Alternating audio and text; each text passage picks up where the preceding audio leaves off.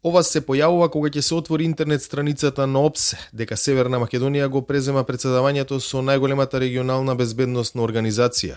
Во наредните 12 месеци земјава ќе биде на кормилото на ОПСЕ, во која членуваат 57 земји од 3 континенти, која се протега од Ванкувер до Владивосток.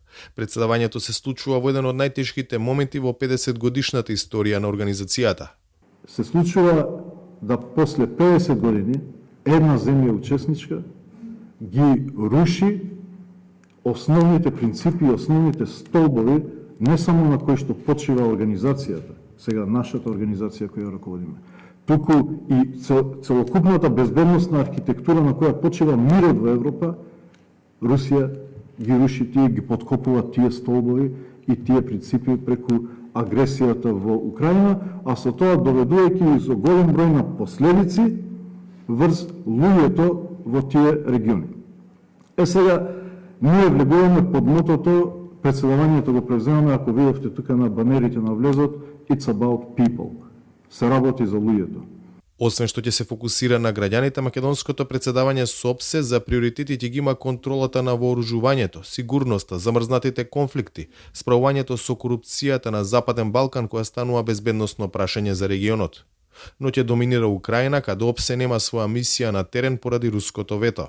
Ние ќе треба да најдеме начин како да го вратиме ОПСЕ во Украина, како да придонесеме за да овозможиме прво во воспоставување на мир, а се разбира и потоа во имплементирање на мирот и во олеснување на животот на луѓето во тој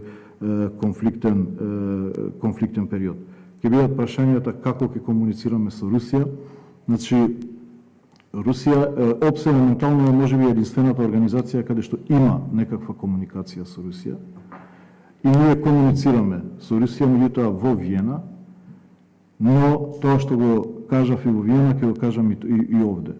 Дали таа комуникација со Русија ќе се претвори во некаков си суштински диалог со Русија по однос на ОПСЕ прашањата, ќе зависи од тоа кој ќе биде односот на Русија кон принципите и заложбите на ОПСЕ. Значи, ние како претседавачи сме така наречени чувари на заложбите и на принципите. И таа порака е испратена јасно до Русија. Прва посета на Османи како претседавач со ОПСЕ ќе биде на Украина кон средината на јануари.